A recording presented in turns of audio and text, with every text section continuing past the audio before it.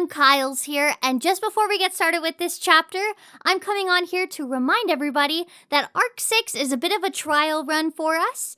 When we start Arc 7, 8, and 9, we will have a pre-recorded format moving forward, so this is just kind of like a test sample run. There are going to be issues with the audio. There is going to be some moments where the video does not match, and as well, for the majority of Arc 6 moving forward after this chapter, everything will be audio only. This is to preserve our time, energy, and manpower that we need for Arc 7, because we want to make that really good.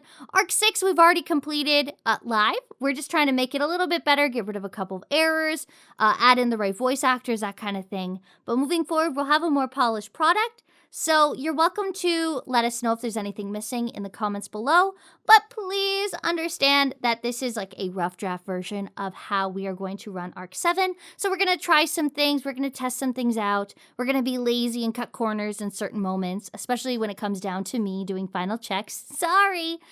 But we want to save our energy for Arc 7, which will be out March 14th, 2026, so I have to get a move on these. Enjoy the chapter! Arc 6, Chapter 20. Shala not equal to the sage, equal to Flugel. The eminent great sage Flugel. As soon as Shala had mentioned his name with a proud puff of her ample chest as she gave them an open-looking smile, Subaru and the others had exchanged looks with each other, wrapped up by an uncomfortable feeling in the air. Huh? What's up with that response? They say something weird? No, it's because... what the... Shala widened her eyes blankly upon hearing Subaru and the others' dismal response. He felt bad for her, who was the very picture of confidence, as if to say there was nothing mysterious to her words. However, the emotions that Subaru and the others harbored towards the name of that Flugel were rather complex. The Great Sage Flugel. Though the title she'd given him was unfortunately different, Subaru was familiar with that name. It was the name of an individual with whom he had crossed fates just once, ever since he had been summoned into this different world. However, he did not have any acquaintanceship with that individual, only a one-sided debt. In any case, the reason he knew his name was down to the fact that he had an experience in which his life had been saved thanks to that individual's deed. Flugel's great tree. That Flugel-san, right? Everyone except Shala gave a curt nod at the keyword that slipped out of Subaru's mouth, although Meili inclined her head in doubt as if she didn't know, saying, "What's that? I've never heard of that term before. Great tree? Does it just mean tree?" Yeah, right. There's a damn huge tree that grew on the leafless plains in the Kingdom of Lagunica, and it's called Flugel's Great Tree. It's so huge that it said that it may have almost reached past the clouds. It was something that could really tickle at your male instincts. I see. When you say it like that, I'd very much like to see it. Sorry. About that. I cut it down. Oni-san's so mean. He'd ended up swiftly shattering Meili's wish, and as a result, treated it as something less than human. Strictly speaking, cutting down the tree had not been Subaru's responsibility. However, it had been Subaru who had proposed cutting it down and using it. So when it came to talking about who was the most responsible, Subaru was the one. Flugel's Great Tree had ended up being his trump card a year ago in the battle to subjugate the White Whale. The Great Tree's existence had been cardinally important in subjugating the Witch Beast of Fog, the White Whale, considering that the tree was larger in size than that colossal beast. In the end, he could see that they'd cut down the tree, pinned the White Whale underneath it so it was rendered unable to move, and finally delivered a finishing blow onto it. I do feel bad for Flugel-san, who they say planted it, but in no shape or form did I ever think I'd hear his name in a place like this. The stump where the negotiations that followed the subjugation of the White Whale took place. The spot from which it can be seen, right? I've heard that they use the chopped tree for various stuff, though. At the present, only the stump has been left there, known as the vestiges of Flugel's Great Tree. It remains in a status quo where it is protected as an important historical landmark, but after several hundreds of years, it ought to go back to how it was before, one should think. Emilia and Julius replied about what had happened after following Subaru's wonderment. Straight after the subjugation of the White Whale, they had subjugated Sloth as well, and the attack of the Sin Archbishops involving Kush and Rem had overlapped with that. And to make matters worse, straight after he had joined back up with the Emilia camp, there had been that commotion surrounding the sanctuary where they had ended up in. However, after all of these unfortunate series of events, the negotiations of the spoils of war had taken place. There, a discussion regarding the great deeds against the White Whale and Sloth had been the pied de resistance, but naturally they had also ended up discussing compensation for the damage they had incurred. One of the matters they discussed was Flugel's great tree, namely taking care of the remaining stump and effective uses of the felled tree itself. Incidentally, they had deemed the White Whale as having no practical use, so its huge carcass had been cleaved up by a bunch of people and incinerated. Only its skull had been presented to the royal capital as evidence of its subjugation. In any case, setting aside the great tree's treatment and moving back to the more crucial Flugel-san. Come to think on it, I've definitely heard him referred to as Sage Flugel. But he's a sage who no one really knows what he's done, in fact. So to begin with, it's strange that he's being treated as a sage, I suppose. When you consider his achievements alone, it is true that his accomplishments pale in comparison to the title of sage. Perhaps he liked to toot his own horn too much on his achievements. A guy just like Barasu, huh? When have I ever exaggerated my achievements? Subaru grew rather sullen at having received that unexpected evaluation. However, Ram's face remained nonchalant. And whilst listening to that exchange, Anastasia spoke out with an I see. He was the only one whose face showed some understanding. Certainly. From what the story that circulates round says, Flugel-san may be lacking for someone being called a sage. But I wonder if things ended up being like what I expected now, that Shaula-san, who's been treated as a real sage, has turned out to be the person like this. What do you mean by that? The achievements that are being circulated are the opposite. Nah, I suppose that ain't right. They're weighted to one side rather than being the opposite. I reckon it may be very like that. That were more or less pushed onto her. On purpose.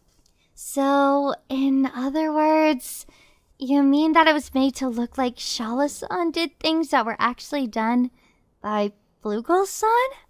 Emilia opened her eyes in surprise as she heard Anastasia's hypothesis. After Anastasia nodded at her understanding, she turned around to face Shala once again. I've got my suspicions about this, but Shaula-san, what do you think? I wonder if your master was the sort to try and do these sorts of things. Shaula-san? Yeah, I don't quite understand this difficult talk. You better not be... No, you're jumping to conclusions. Let me continue properly with what I was going to say. Right after Subaru narrowed his eyes at her vague reply, Shala shook her head as if in fright, and then she lifted both of her palms up, and she nonsensically blinked her palms open and closed. And she said, If I'm being honest, there's much that I don't understand about Master's thinking. But when it comes to Master, he was a person who didn't really like to stand out. So I think it's quite like Master to aim to be the brunt of the annoying gossip onto me and run away. I don't think a person who didn't want to stand out would have planted a tree called the Flugel's Great Tree, though. Subaru, you've got the wrong idea. It's not like Flugel's great tree was called a great tree the moment it was planted. Many months and years passed by until it finally attained its majestic appearance from its growth into full bloom. Given that the name of the person who planted it was left behind, it's not that strange that future generations began to call it like that. I don't even know what to say to that. Subaru's face grew sour as he comprehended Julius's explanation. Indeed, back then it would have been one of many, but after long years, it had ended up growing into a magnificent great tree. They had probably wanted to give it a name, and when they came to do so, they'd gone with the, then let's just name it after the person who planted it option. That felt like what would have been natural. If that was the case, then he felt like it would have been an oversight for Flugels to have left his name behind. If he feels like hiding, I feel like he should have avoided leaving the name Flugel behind in the first place. Isn't there something missing here? I read this in a book, but if I'm not mistaken, the reason why we know Flugel-san's name is because Flugel was carved onto that great tree, right? As if there's something missing! He's like a student on a field trip! Subaru was taken aback by this episode where it had seemed like he had craved the limelight more than expected. He recalled that he'd wanted to do something similar back when he'd been standing next to the great tree. However, when it came to him actually putting that into motion, well, that was another story. In the first place, when Flugel would have carved it in, the great tree still shouldn't have been a great tree in the first place. The name stood alone, and thus Sage Flugel ended up being passed down in legend as an enigmatic historical figure that has next to no information about him other than having planted the tree. So, isn't the belief that Flugel was the one who planted the tree unclear too? With that, time passed, and it was verified as being correct from the mouth of a different sage. Now that I think about it, we are standing in a place which is chock full of missing history. Does it not make your heart leap just a little? Don't start talking as if you're a history nerd. Being acquainted with obscure historical facts from several centuries, Julius was deeply moved. Julius had the tendency to speak too much when explaining things regarding magic, rather than him having deep insight into it. However, perhaps he did have a knowledge nerd side to him here. But even though I get that the sage of antiquity is actually Flugel in reality, that still doesn't change much, right? When their opinions came to match each other regarding Flugel's actions, Emilia diffidently glanced over everyone's faces. Receiving her gaze, Subaru nodded his head in agreement. As Emilia had said, the fact that it hadn't actually been Flugel who had been behind the legendary exploits of the past did not hold much meaning for them at the present. No, that was not true at all. Nope, Emilia-tan. This fact is a pretty big problem. Huh? I mean, shouldn't it be?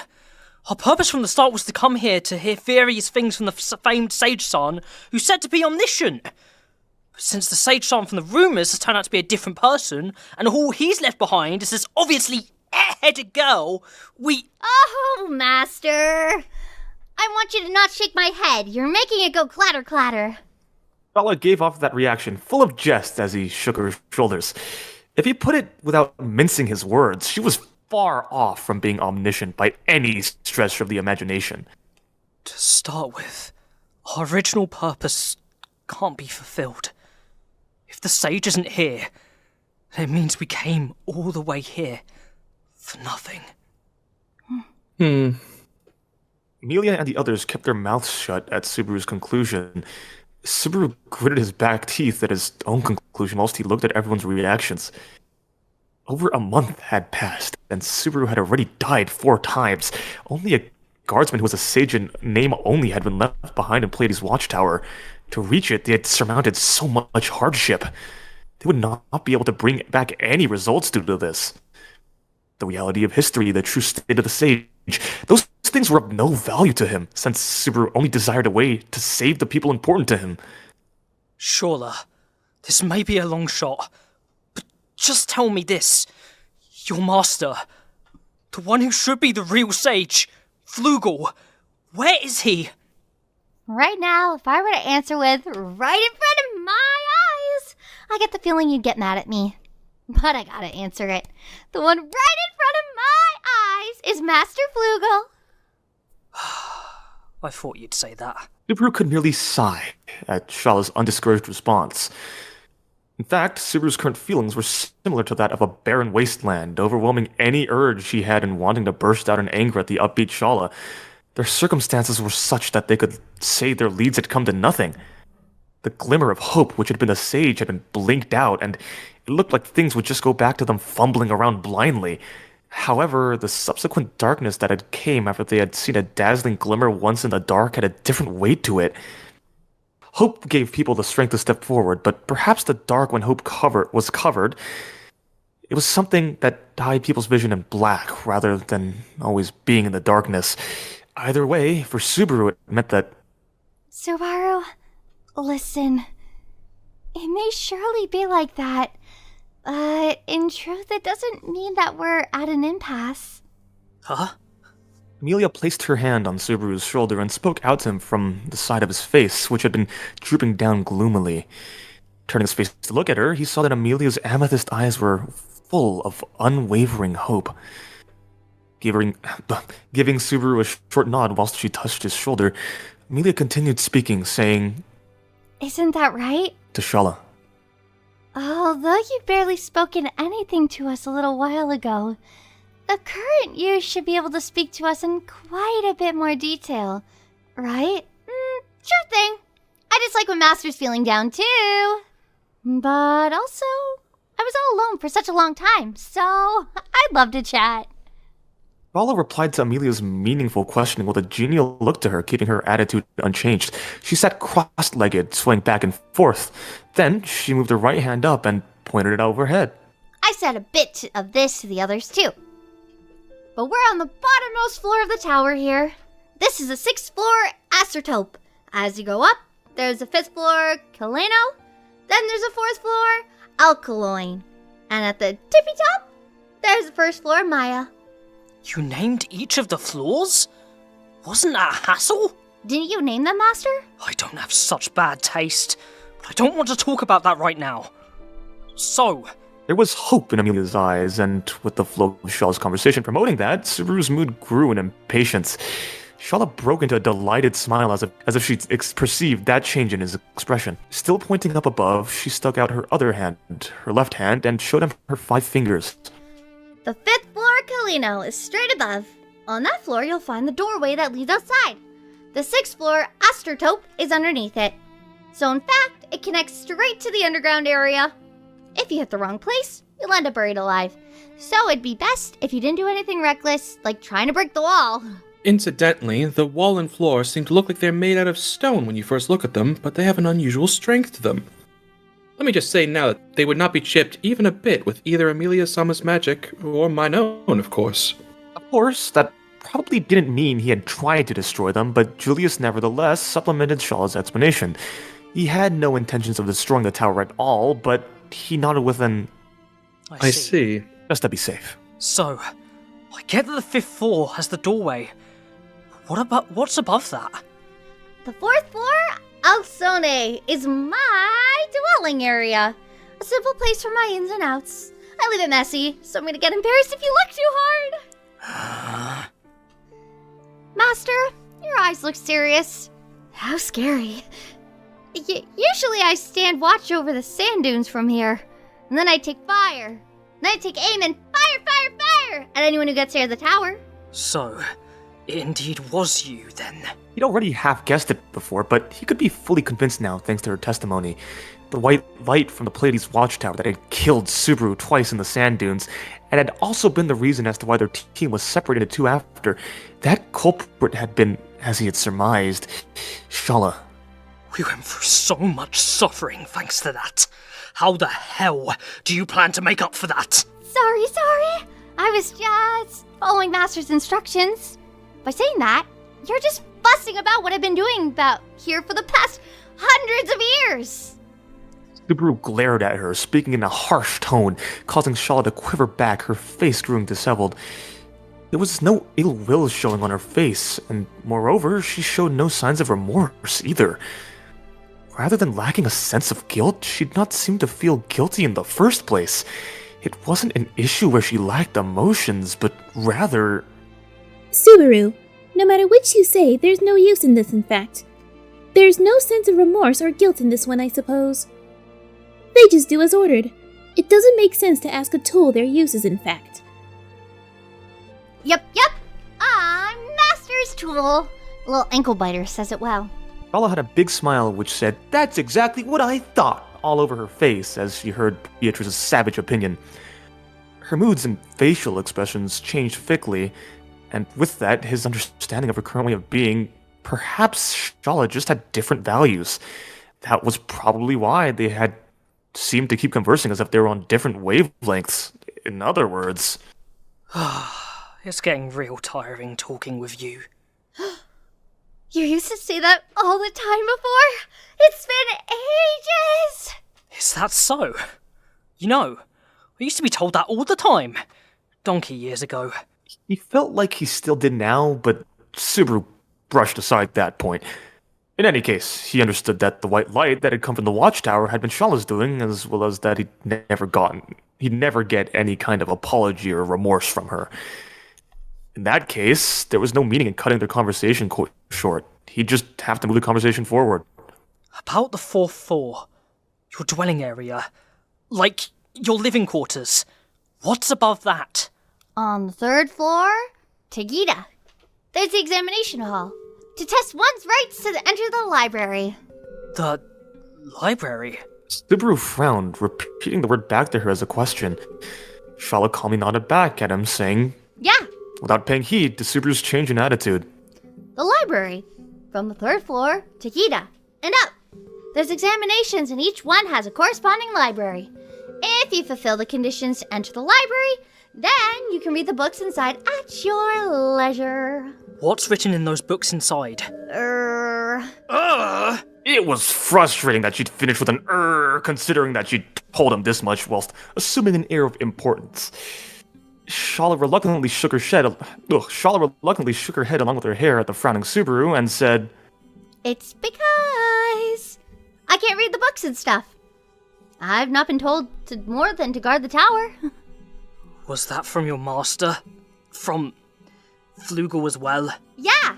It would be impossible for Subaru to answer, regardless of how she had put it so proudly. Though Subaru had only inclined his head in doubt at Shala's words, Emilia and the others still kept serious looks on their faces. The hope present in their eyes was still there. Subaru, what lies inside the book of the library is knowledge, I suppose. By knowledge, you don't mean it in a literal sense, right? Subaru asked the obvious back after hearing Beatrice's expression. Typically, what was written down in books was knowledge, barring fiction, of course. What one would get out of books was either a wealth of knowledge or deep, moving impressions. But that probably wasn't the meaning behind what Beatrice was trying to say. Beatrice shook her head on top of Subaru's lap. Her long drill curves traced her head's movement, and she spoke out to Subaru, who was following that motion with his eyes. This is the place where the knowledge written down by the sage known as being omniscient sleeps. And Pleiades' watchtower seems to be the name used in the outside, in fact. Yeah. Since Master came back inside, the tower will go back to its original role. A great library where you can search for anything you'd like, be it something you want to know or something to be aware of. You could do that in Pleiades. So, that means the 3rd floor is at a beginner level, the 2nd floor is at an intermediate level, and you can get access to the top class information on the 1st floor, I think. So, it must mean that the examinations are qualification examinations to obtain clearance, right? Oh, as expected of Master. Even I keep getting more and more confused with what you're talking about. But perhaps it's Yoi that you can keep it simple. The Great Library Pleiades. The name of the watchtower had gone from something quite affable to something quite suspicious. Subaru and the others, line astern, had left the 6th floor and had begun climbing the stairs up to the upper floors. The spiral staircase carried Subaru and the others up to the floors above, coiling around circularly within the tower. However, since there was no manner of railing, the higher he got, the more his blood ran cold. Oh, this is scary. Subaru, if you're scared, then hold my hand, since you still haven't fully recovered.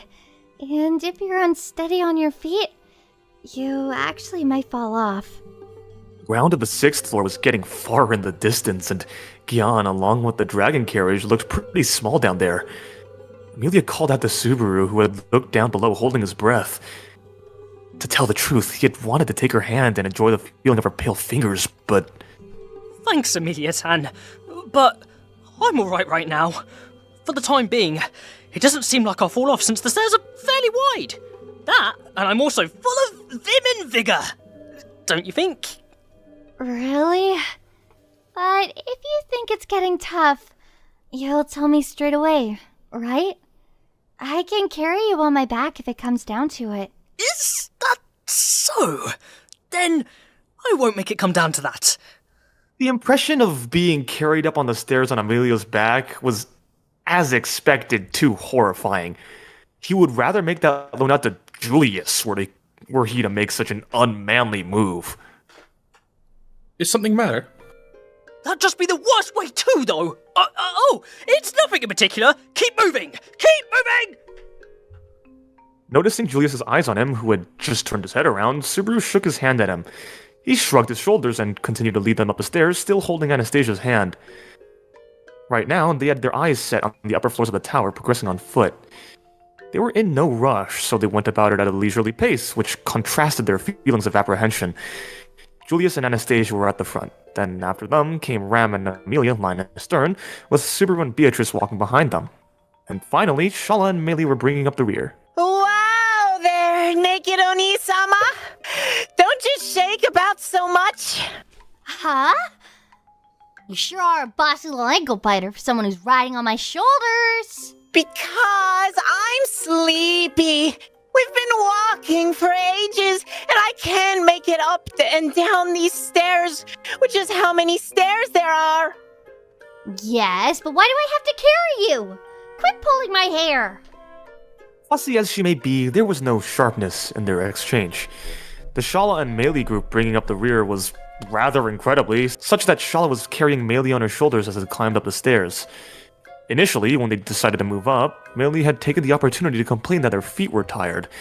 However, it had been Shala herself who said that she would be okay with carrying her on her back, so he had left it down to her. When it comes to actual physical strength, it looks like Shaula is likely the strongest. That's for sure, I suppose. Subaru, don't let your guard down, in fact. Despite her appearance, we don't know when she'll show her fangs, I suppose. This woman? You get that impression from her? We don't know how she will react if it comes to light that you're not Flugel, in fact. That's... Subaru ended up stammering his words as he heard Beatrice's response, her having urged him caution in a low voice. It was not that the thought had not passed through his mind, but he did not believe that leaving it at the edge of his thoughts would be a problem. In fact, Shala was acting pretty friendly toward this group. No, towards Subaru, and that was only because she kept mistaking him as her master. And Subaru on the rest knew that her relation with him was something she was completely misunderstanding. He had denied it to her many times till now, but Shala would just smile and disregard it. Actually, rather than disregarding it, it was more like she did not care at all, no matter how many times she heard it. But, in any case, it had not gotten through to her. Therefore, Shala's attitude had not changed, and he could even consider it a security. That means that we won't know what will bring everything crumbling down. There's no doubt that things will end up quite worrisome if she were to become hostile, I suppose. We have no choice but to combine mine and your strength, as well as Emilia's and that knight's. Julius's, in fact. Shala's strength. Her. He took a quick glance back at Shala messing about with Meili. She had a friendly and defenseless look to her improper appearance. Ever since their first encounter, on their way to their conversations afterwards, she had been an individual that had been difficult to judge in every manner. However, although Subaru could not currently decide what attitude to hold against Shala, no harbored animosity stood out in her. That much was what it looked like. Although she was acting friendly towards them because she was mistaking him for someone else, and although they had met with such an unregarded reception for her, it was more difficult to dislike her than be bewildered by her. However, he must not confuse such touchy-feely emotions with there being a lack of looming danger. Turning his eyes at their defenseless limbs while sneaking glances at Shala's condition, Subaru broke into thought. She had confessed that it had been her who had set her aim on Subaru and the others back at the sand dunes, having thrown those flashes of light at them from the tower. The speed of those flashes of light, along with the accuracy of their aim, had been unnatural. It had been plenty enough to give him an inkling of the levels of Shala's true strength. Right now, Subaru did not know whether those things had been magic or not. And to add on top of that, there had been those final moments back at the underground area of the sand dunes. That which had remained in his awfully turbid consciousness just before he lost it must have been Shala who had come to blows with. That monster was one which could only be thought of as either being the embodiment of absurdity or outrageousness, and was abruptly torn to pieces by a more powerful force. And he witnessed it being blown away out of existence with his own eyes. He did not want to admit it, but if he ended up in direct combat with Shala, any visions of being able to win against her were all but gone. Regulus, Pedalgeese, and such had been far easier opponents. I don't know why I'm starting to feel pretty repulsed whenever I recall those guys. No, feeling that is perfectly reasonable, but it's a familiar repulsed feeling that I'm getting. I don't know what you're thinking, but we need to be careful, I suppose. Yeah, if that's the case, then I guess asking her is quicker. Straight after Beatrice replied in confusion, Subaru turned both himself and her around at the same time. While swiveling his feet around on the stairs so they faced back, Subaru faced straight towards the double-stacked Shala and Meili. Shala stopped in her tracks and tilted her head. What's up, Master? It couldn't be that Master's also tired, right? It wouldn't be an issue for me to carry you. But my back's already taken by this girl who acts like a little princess, you know? That in itself would make quite an impression, so I'll pass. No. I'm sorry to get in between you happily playing with your ponytail with Meili. It's not a ponytail. It's a scorpion tail. It's a scorpion tail. Shala repeated herself to the taciturn Subaru as if she were a broken record. Grabbing a hold of one of her ponytail's tufts, Shala readily moved in front of her face and said, A scorpion tail. I understand! What's up with this insistence? Anyways, I'm sorry to get in between you making friends with Meili, but there's something I want to ask you. If it's something Master has to say, I will listen to anything. I'm glad that you're speaking to me like this, Master. Shala swung her ponytail, or rather, her scorpion tail, about delightly. As a result of that, Meili, who was on her shoulders, was hit by one of the tail's swishes. Subaru had already experienced that unexpectedly soft, good-feeling tail, but putting that aside... You'll listen to what I say, right? Not lewd stuff, right? Don't even start going there. What are you? Brain dead? It's pretty dumb of Master to say so, isn't it? Now we're even. Subaru was left floored as he was incapable of keeping up pace with Shala, who'd had a comeback to spare. Usually, most people ended up getting quite thrown out of sync when mixed in the pace with Subaru's conversations. Because of that, suitably finding a thread to start a conversation came down to Subaru, but it would be tough to do this time. The difficulty in this sort of line of approach was also different compared to aberrations like the Sin Archbishops. In their case, it would be difficult to establish a conversation with them to start with, but it was different in Shala's case. He felt a delay proportionate to not understanding his opponent whatsoever, while she understood him. Truly, as if Flugel, Subaru, and God knows who else had a lot of points in common. Anyways, I have a question and a request. I need you to answer them as honestly and obediently as possible. That doesn't seem like a request. They could be in order, though. I ain't that bossy. So, about the question. You attacked us from the tower, right? What the hell was that? It was Jigoku no Sugoki. A sniping attack used so that pesky flies don't get near the tower. What? Jigoku no Sogeki. With her having said it in English whilst beaming, Subaru's face grew sullen. Well, it was a name he could understand. So, if I think about it now, I was just so glad that Jigoku no Sugeki didn't hit Master. If Jikuman had been lifted, I would have flung blow after blow until they struck Master. Wait! There's too much new vocab. Jiku? Jikuman. It's a trick to prevent people from reaching the tower. From Shala's way of talking, Subaru grasped that this Jikumon and whatever else had cut off their path from the flower meadow thanks to the sand time, but even so, the spatial distortion had been lifted by the effects of EMT in the end. But thanks to that, I knew that Master was actually Master, so everything turned out alright in the end. If Master had been struck, Master would have definitely been mad at me, wouldn't he? Uh-huh. Yeah, probably. I hope you'd get away with me just being mad at you. In actual fact, he had been struck twice, and he had died twice, so he was worried about whether he could even get up to those anger levels. It was rare for his anger to not spike up rapidly upon meeting the culprits who had murdered him. Part of the reason why it hadn't just now was because he understood that it had been some kind of accident, and that it was pointless to even pursue Shala's responsibility. But if he managed to strike him, Oni-san would have ended up dead, wouldn't he? If that happened, then I don't think we'd be talking about getting mad or not here. Perched on Shala's back, Meili interjected into the conversation in place of Subaru, who was half embroiled in his forgiveness. Upon hearing her words, Shala let out a fit of rather unladylike, uncontrollable laughter. What are you saying, little ankle biter? There's no way my Master would die from something like that. Because from the start, Master's always been someone who can never tell whether he's dead or not dead. But, Sandworm-chan got hit so much, and he ended up dying, so... I don't really give a damn about stuff like earthworms or bears, you know? My master wouldn't die, and that is what's important. If he had died, then it just means he's not my master. Smiling absent-mindedly, Shala gazed at Subaru with delighted-looking eyes. Subaru's spine shivered when she turned her innocent, smiling face towards him. Innocence like that of a child's, and faith tantamount to defenselessness.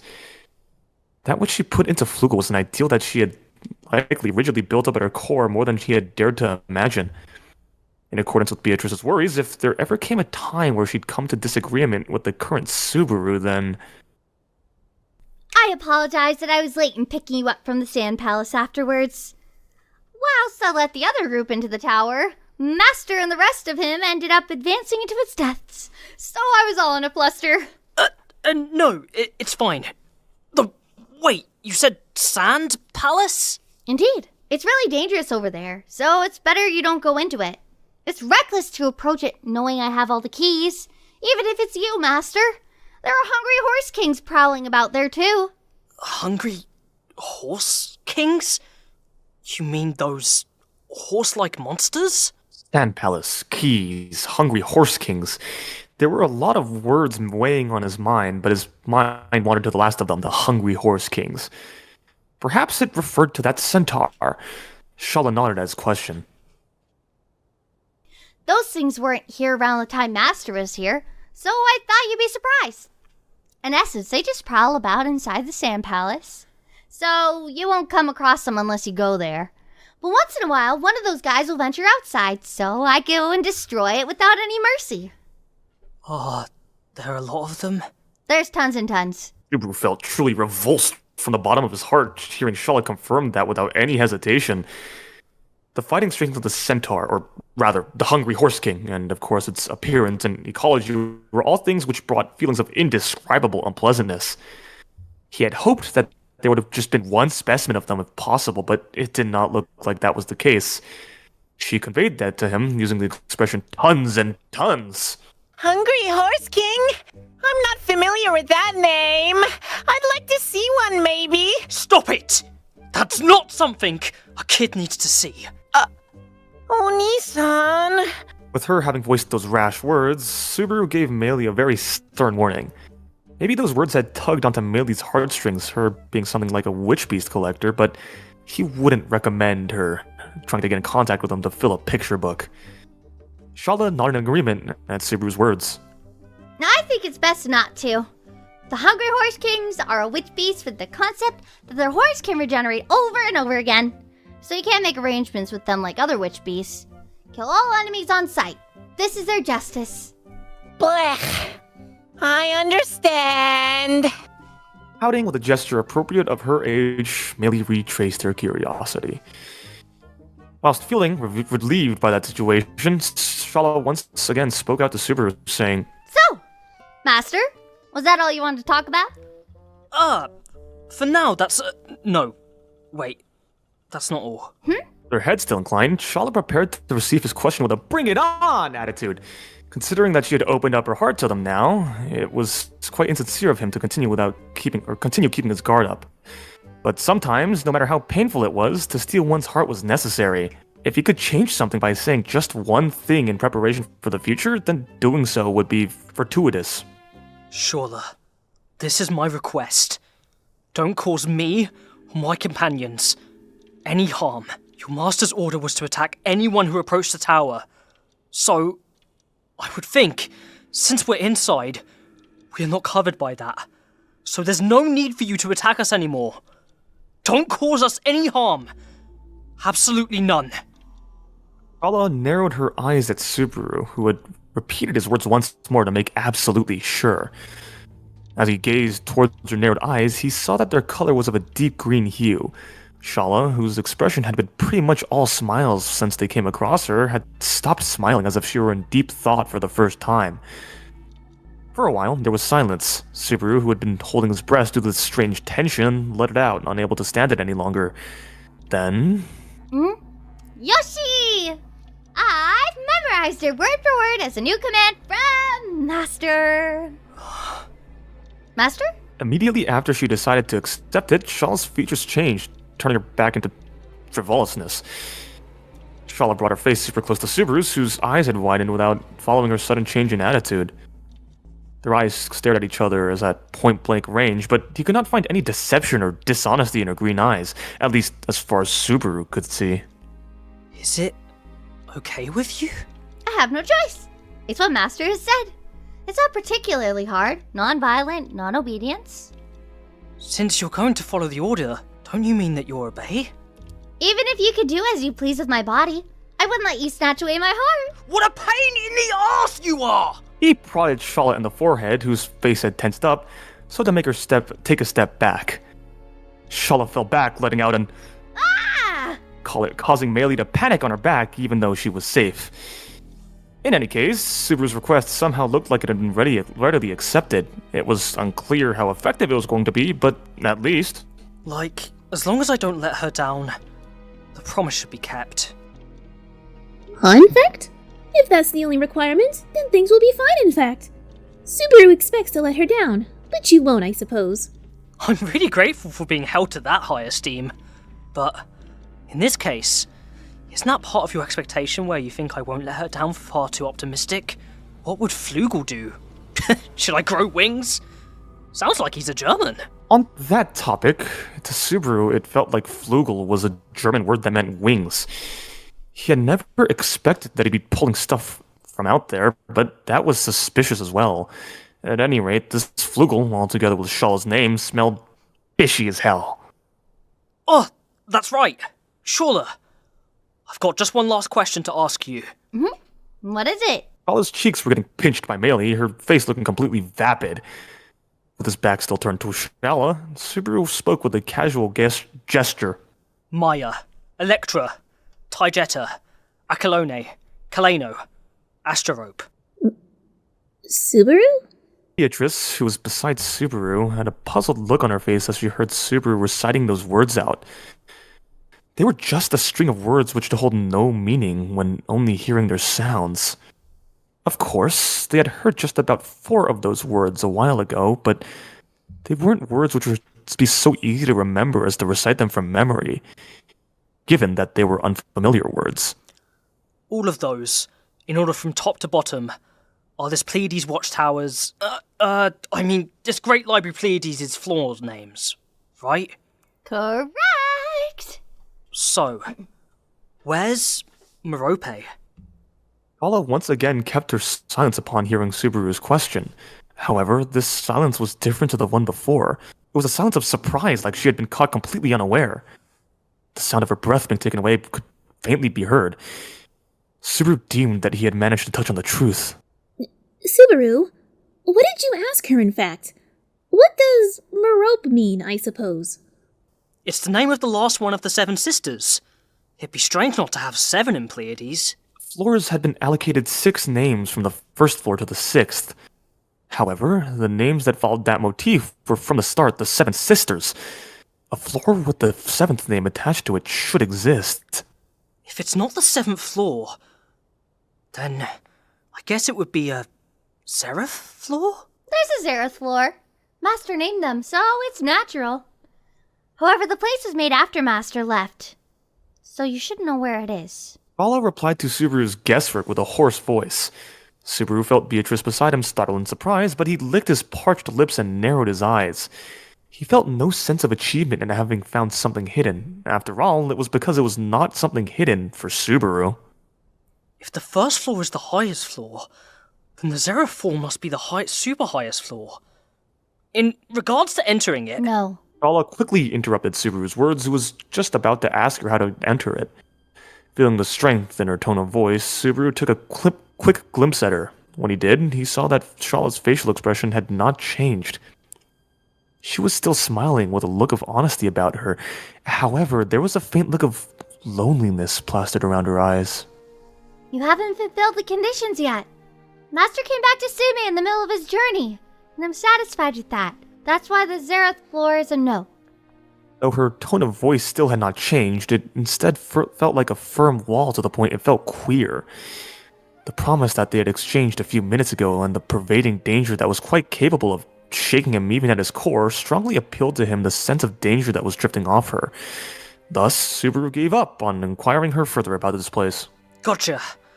I won't speak such nonsense anymore. We'll just keep to our earlier promise. Roger that. I shall keep it. I shall super keep it. Shala broke into a broad smile, in high spirits as if she'd forgotten their current exchange. Subaru let out a deep sigh as he listened to her upbeat voice from behind him. Subaru, if it gets too much, you'll say so, right? It's alright. Just so much stuff is on my mind. He gave a weak smile as he heard Beatrice's words of worry before then affectionately patting her head. Beatrice couldn't say anything after he did so, but this was also a right for Subaru to settle himself down. Flugel's abnormal status had become apparent in his conversation with Shala. It was no big deal. He, too, was the same as Subaru. Subaru, Al, Hoshin, and Flugel. A person who had craved the limelight and had brought knowledge that should not exist in this world and had ostentatiously left it behind. He had no more doubt. Flugel was a person from the same place as him. Centuries ago. Huh? After reflecting on that for a long time, Subaru violently scratched his head. What had he felt in this different world? What had he thought? What had he aimed for? What had he sought for? What had this man, who had seemed to renounce the name Sage and planted the tree, desired?